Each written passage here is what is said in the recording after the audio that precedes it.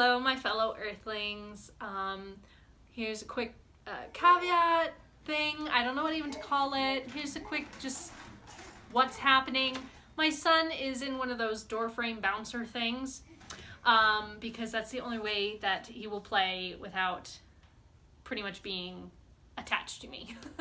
But I just wanted to come on today and tell you guys what's been happening and some exciting things I've been doing. Now, last Saturday, I did not upload a video. I had a video planned, but I couldn't figure out how to edit it. I was mentioning a lot of books that I wanted to read that I didn't own, and I didn't know how to insert pictures, so I was a little frustrated. I have DNF'd a few books since the last video. I've read a book. I listened to the audiobook of Felicia Day's You're Not Weird on the Internet, Almost, I think it's called. I don't have it written down, and I'm filming on my phone. So, super good. I really enjoyed that book. Listening to it, it's read by the author. So listening to her and her intonations and how she was kind of changing her pacing, and she didn't shy away from the F word, which I appreciated because I was like, you know, what she's talking about is crazy. It's talking about, you know, internet and being involved in the gaming community and trying to make something out of a script, and it was intense and it was hilarious, and I really enjoyed the audiobook. It was good. Now, one book that I read that I really want to focus on for today, because it's fantastic, and I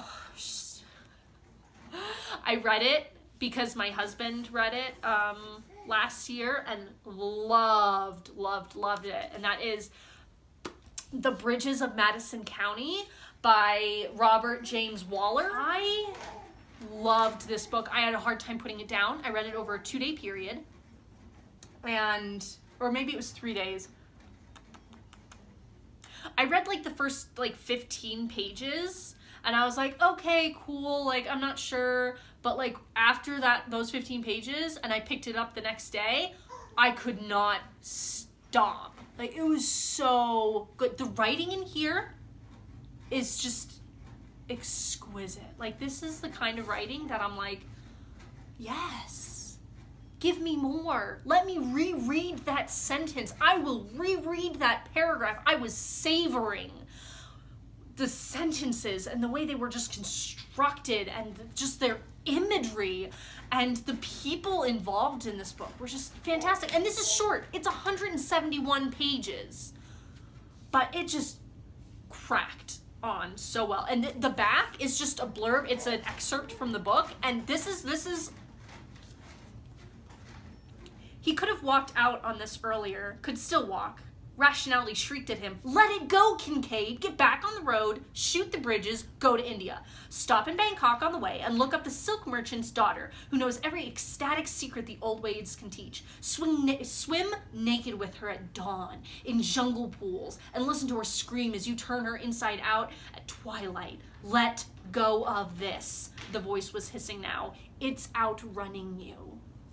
But the slow street tango had begun. Somewhere it played. He could hear it, an old accordion. It was far back, or far ahead.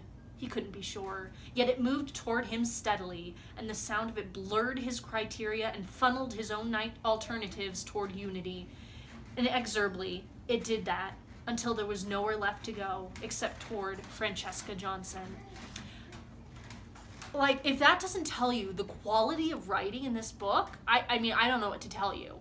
I fell in love with this from the very first sentence. And the people, Robert Kincaid he's an odd individual. He is so utterly devoted to photography and to the study of light and how light and objects interact that it's almost obsessive, but it's like you want to be there with him and you want to be doing it with him. And it's not just taking pictures, he's creating a moment. He calls it making pictures. And he works for National Geographic. And they send him all over the world. And so what brings him to Madison County, Missouri, I think it is? Iowa. What brings him to Madison County, Iowa is these covered bridges. There are 7 covered bridges.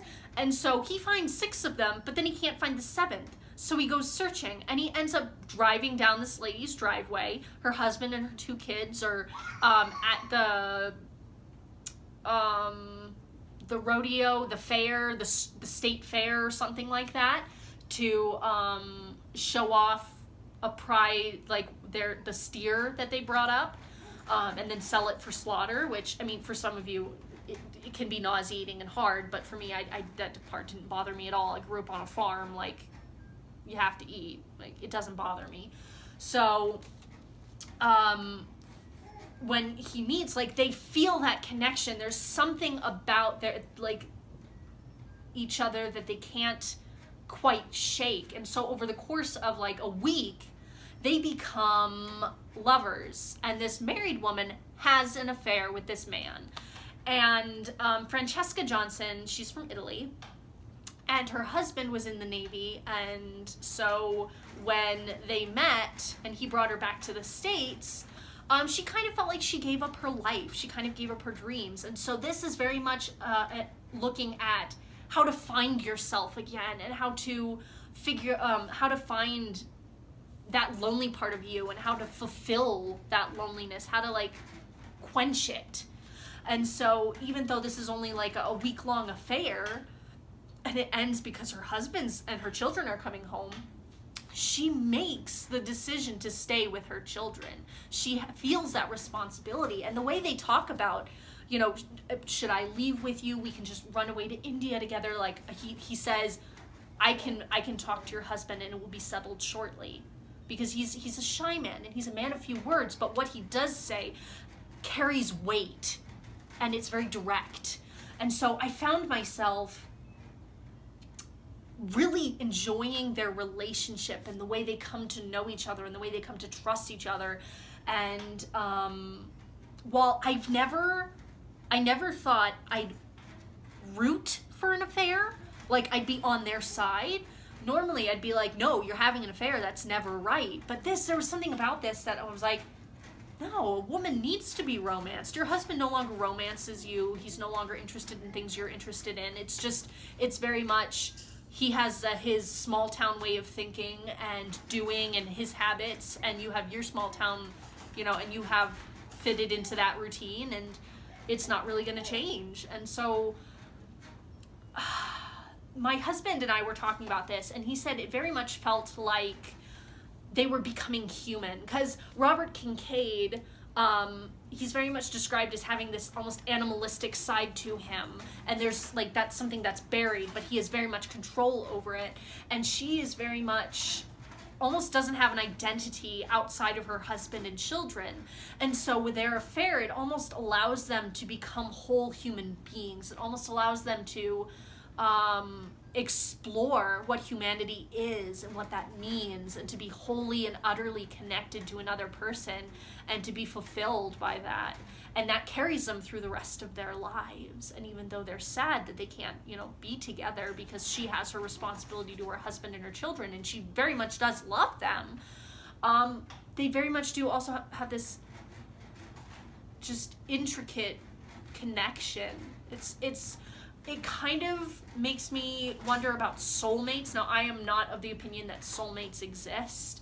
I am of the opinion that you find people that you connect with and you build relationships and whatnot. I mean, there are people that you intrinsically just get, and they get you, and your relationships are easy and fulfilling and supportive and loving. I have my best friend. She and I clicked. We clicked in college, and we were roommates almost the entire time we were at college.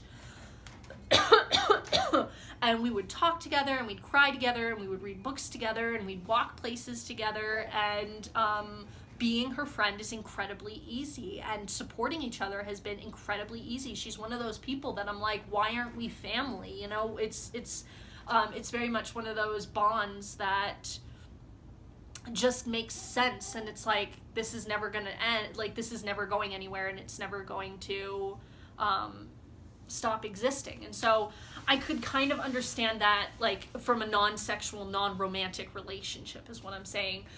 So looking at this in that romantic sexual way, I was like, okay, I can kind of understand. But then when they finally do have sex, it's not talked about, it's not erotic, so it's not spoken about in detail. It's not giving you, and then they did this and they've done it. No. I did find that part, I wanted to just kind of skip over it because it felt a little unrealistic to me. Like, I don't know. I don't even know if I can say that. Like, you know, like that almost like pornographic sentiment that, like, oh, they could just keep going and going and going. That's almost what it felt like they meant by it. Like, oh, it was, they finally felt that fulfillment and they could just keep going and going and having sex and just over and over and over again within like a very short amount of time. And I was like,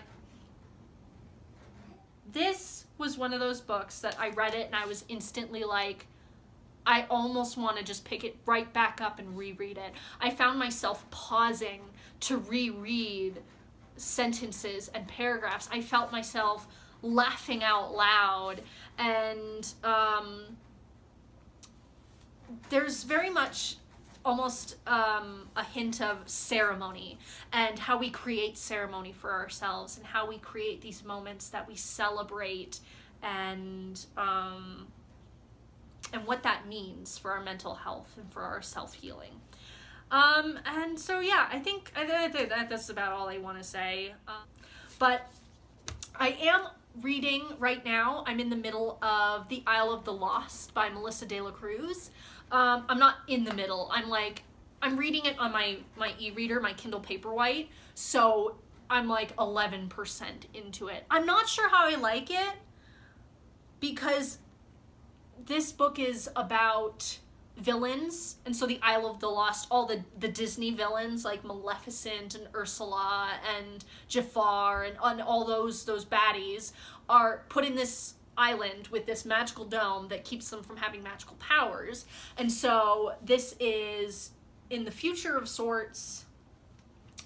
Those bad people have children, and those children are interacting and making friends. You know, baddies, they're not allowed to have friends because that's what good people have. And so it's interesting because they're mean to each other, and I don't like people being mean to each other just for the sake of being mean, but that's very much like who they are.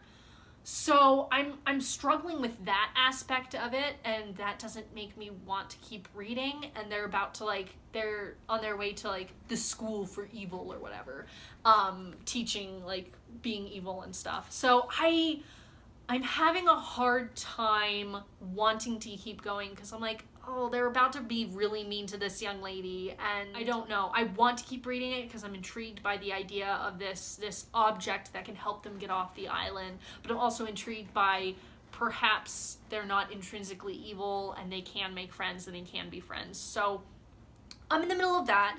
Yeah, I don't know. I'm excited and I'm happy, and it's going to be a great week for reading. I am doing some really fun things this weekend, so hopefully I'll get more reading done this week before that happens, so that I can just focus on the fun stuff. Anyway, I've been rambling for far too long, so thank you for listening to me, and I'll see you in the next video. Bye, everybody.